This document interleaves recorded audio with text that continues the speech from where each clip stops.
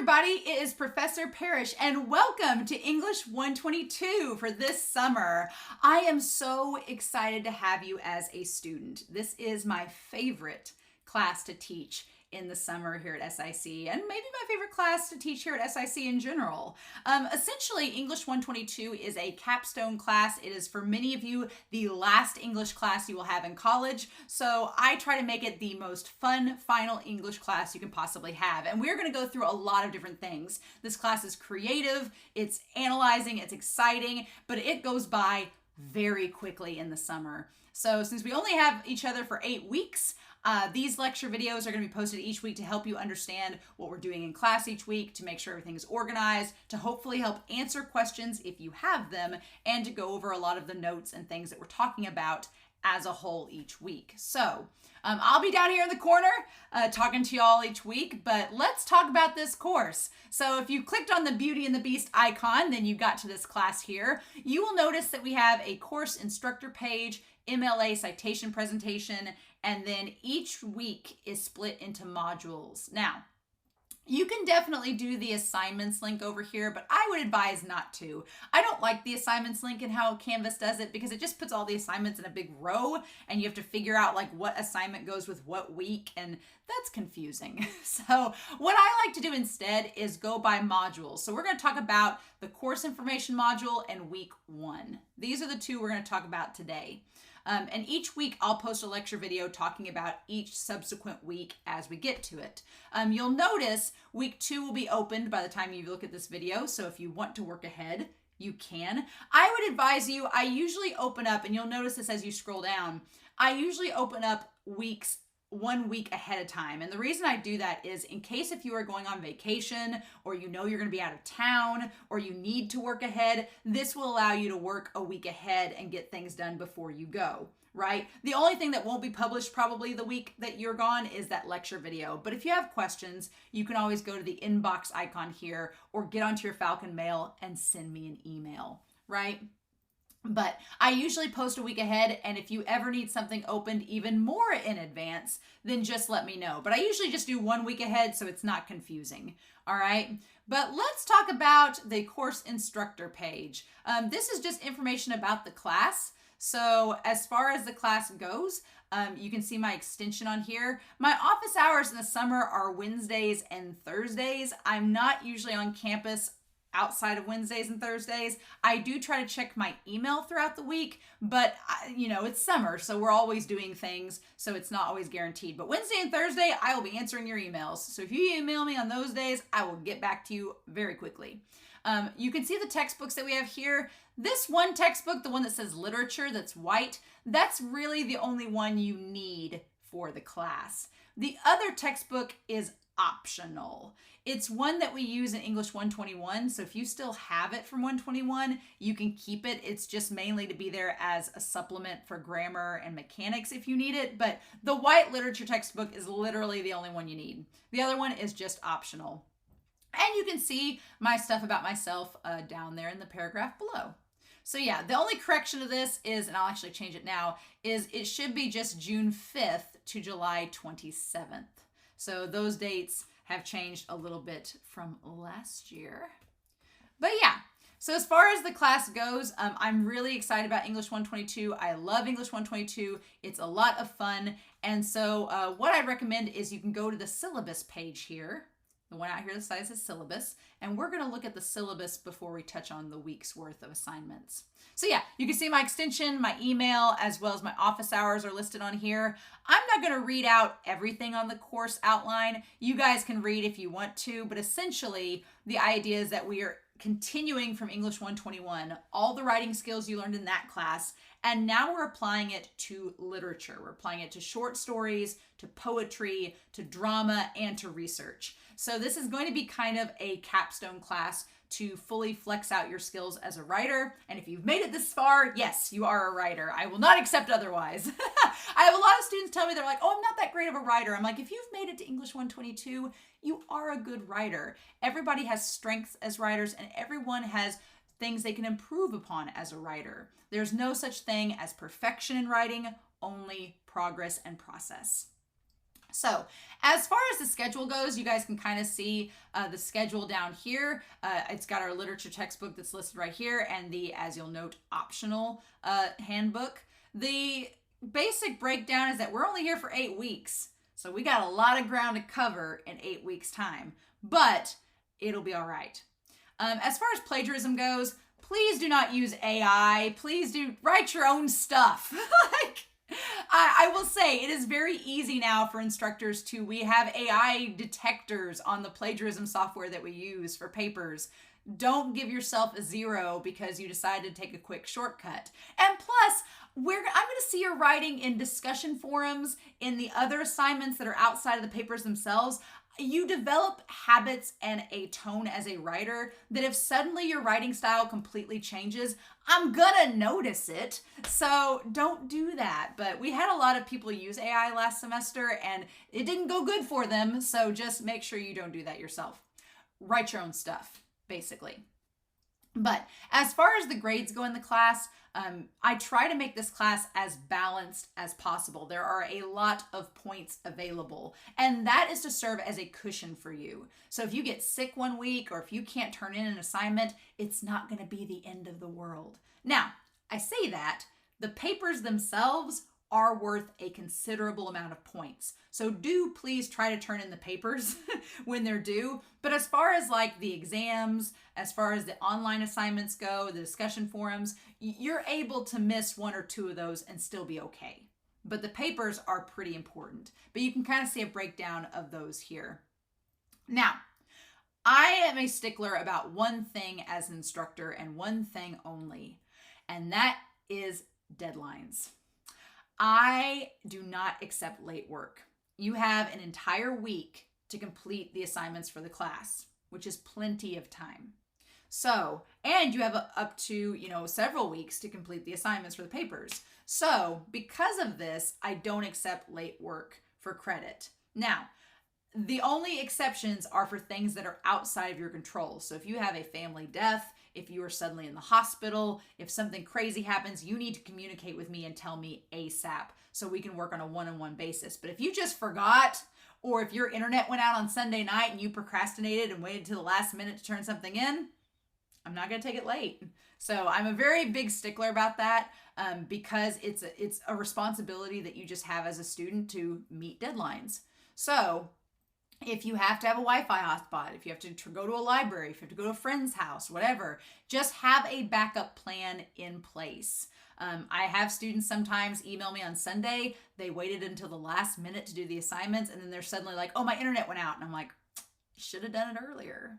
So I'm going to be pretty harsh on that. I'm going to tell you all up front and be transparent that I don't expect you to wait until the last minute to do these assignments. I know things are due Sunday, and students often equate that to saying, oh, well, I have until Sunday to do it. I'm like, no, you should do it throughout the week early, get it done. Sunday should be a last resort, right? Sunday should be like the last resort if you had no other options or opportunities. But I would not wait. There's going to be a lot of assignments each week because we move so fast in this class. So don't wait until the last minute. Do your work as early as possible, and that way you can make, accommodations if need be. Speaking of accommodations, if you do have anything with ADA that you need an accommodation for, you can get a hold of me. You can email me. I'm the ADA coordinator on campus, so I kind of take place with that.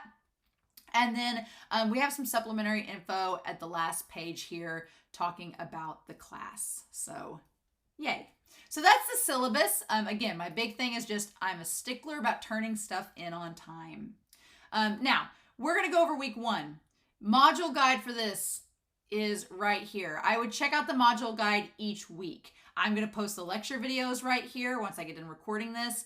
There's going to be the syllabus, which you have had access to, and then it shows the readings for the class as well as the guidelines and the assignments for the week. Now, as far as the readings go, it seems like there's lots of little sections of reading, but honestly, here's my view about the readings for the class. There are going to be terms that are in bold and concepts that are discussed in these chapters that will be on your midterm and your final exam. Those are what you need to be reading for.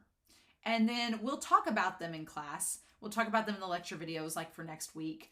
But the idea is just familiarizing yourself with these terms so that when we talk about them in class and in the discussion forums, they make sense to you. I'm not saying sit down and read 100 pages a week. No, you can skim, you can pick and choose what parts matter to you. Whatever you need to take from the reading to help you as a writer and to do the discussion forums, that will benefit you the most in this class. But make sure to check the Module 1 guides or the module guides each week, because they'll have the lecture videos and they'll talk about the assignments that we do. So we've already gone over the syllabus. There's a copy of it here. We've got paper 1's guidelines, which we'll bring up over here. And then we're going to talk about the discussion forum. And then the other assignments is the reading response and the thesis and outline. Like I said, this is only an 8-week class. It will go by like that and be done. So I want to go over it with y'all.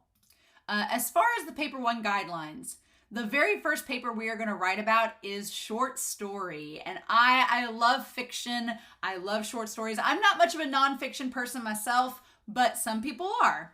So with the first paper, you have 3 options. I like to give you all a lot of options because I think that's important.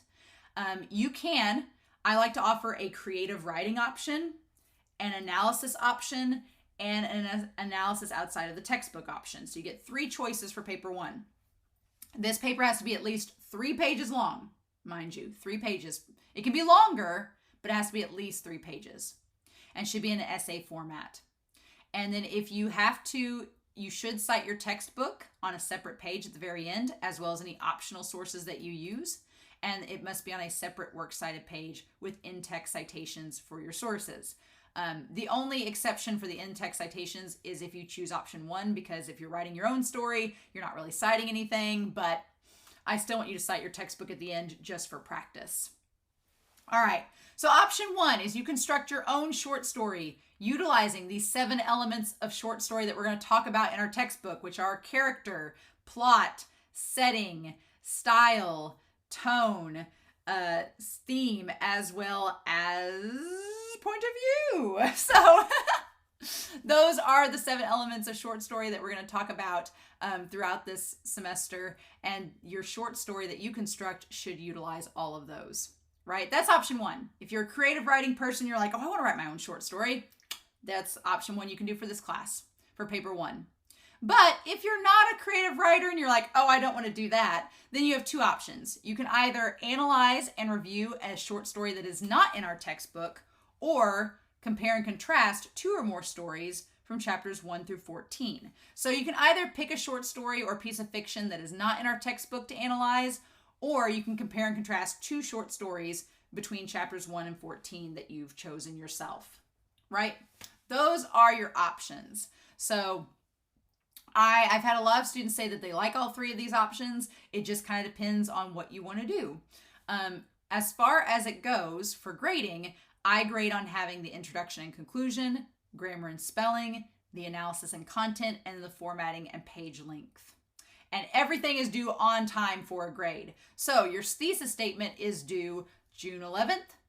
The first draft is going to be due on Sunday the 18th. And then Sunday, July 2nd is when revisions are going to be due. So you will get a chance to revise this paper. If you turn in the paper and don't get the grade that you want, you do have a chance to revise it for a better grade. So just keep that in mind.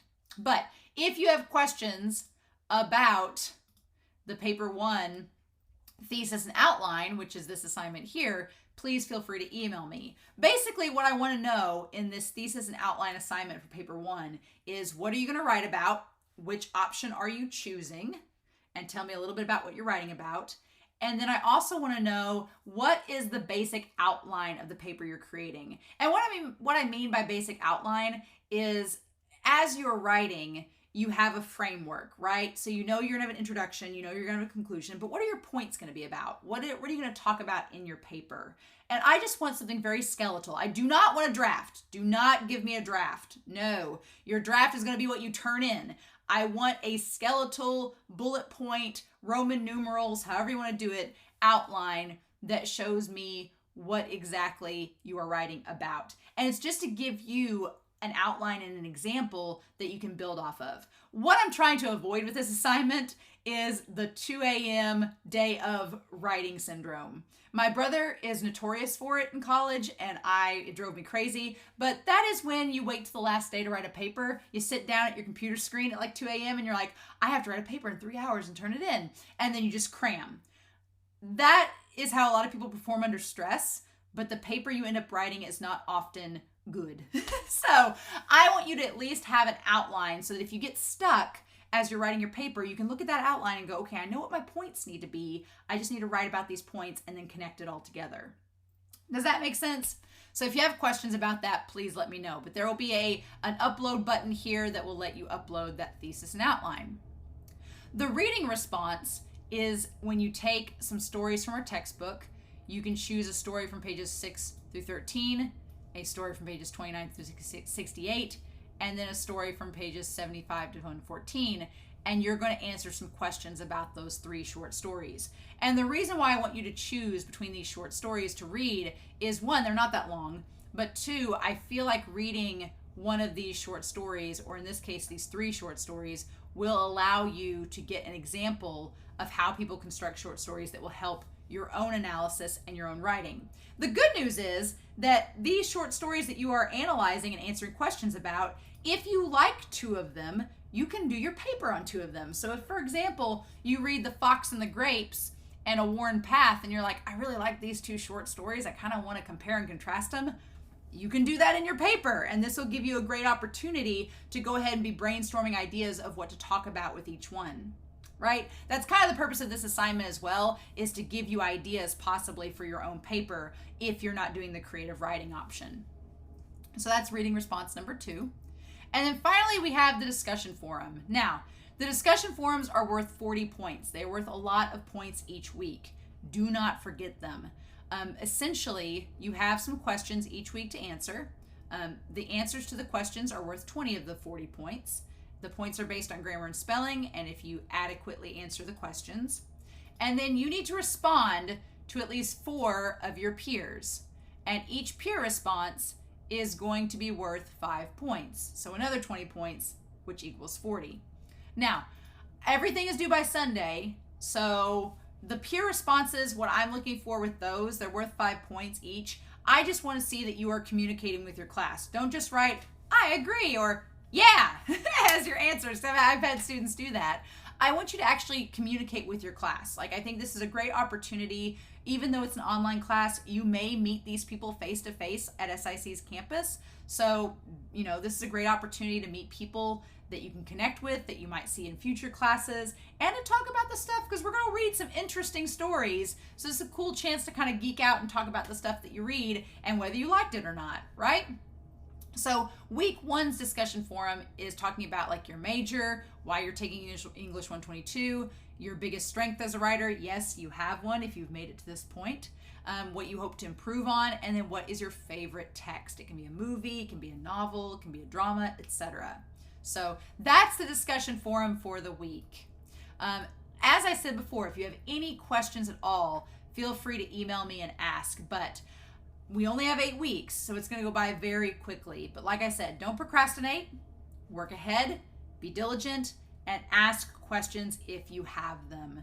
But with that being said, I am so excited to have you all in class. This is going to be a lot of fun to talk about each week, to talk with you all about the stories, about what we're learning about literature. It's going to be fun, and I cannot wait. So with that being said, I hope you all have a wonderful week. Please stay safe. Take care, and I'll be back next week, y'all, to talk about week 2 of English 122. Bye.